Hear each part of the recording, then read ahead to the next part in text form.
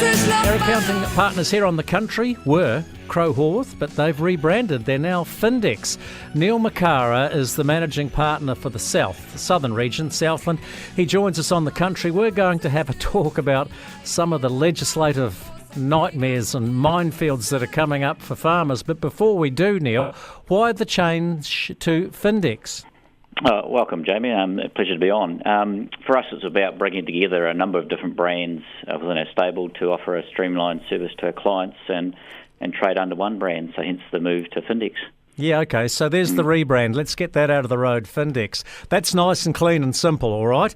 Not so simple as some of the changes in legislation that are coming up affecting employment, accommodation, and this thing called payday filing. Let's start with employment, changes to the Employment Relations Act and this 90-day trial period. Gone. Effective from the 6th of May, definitely. So if you're employing more than 19 workers in your business, then you effectively no longer have that option available to you. So you need to make sure that your employment agreements reflect that, and you're monitoring that for when you sort of jump in and over the magical 19 employee number. So, mind you, Neil, most farmers, apart from large-scale dairy units or large-scale orchards or whatever, would not have more than 19 employees. So does that mean that the 90-day trial period still is intact for them? Yeah, it's still available to them, but then you turn your attention to another bit of legislation that says, and it's always been in place, that you must have a written employment agreement, but they're now bringing in on the same day $1,000 fines if you haven't got a written employment agreement for each employee. So while you may be okay if you've got less than 19 for the trial period, you need to make sure you've actually got those employment agreements written and done, completed with job descriptions. Gee, running a business is hard work these days.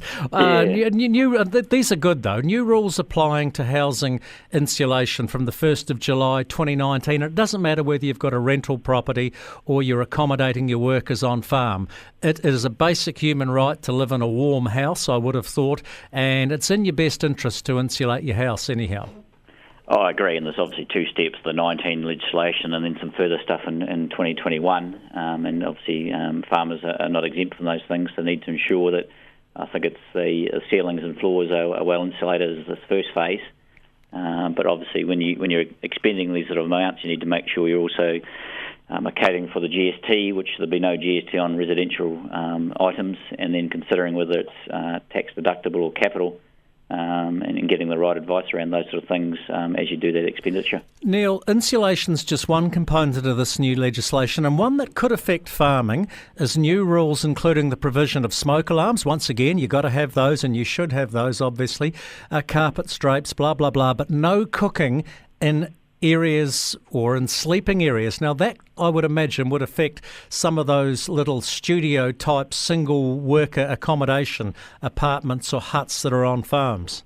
And that is a significant one, and I think that's one that comes in that 2021 phase. You've got a bit of time to consider it, but clearly, as you say, there's a lot of those smaller housing units which are open areas which would create a significant challenge for some of our farmers out there trying to make them compliant with that legislation. So they've got till 2021 to sort that one out. That will be an awkward one. Payday filing. Who's this benefit? The government or the employer? The government, because it's more compliance elements where every week, or if you're paying every week, you have to file your information with the IRD weekly now rather than the old days of compiling it once a month and getting it to them. So again, it's just another pressure element on paperwork and compliance for farmers. I'm assuming that your accounting software packages will sort this out for you? Yeah, definitely.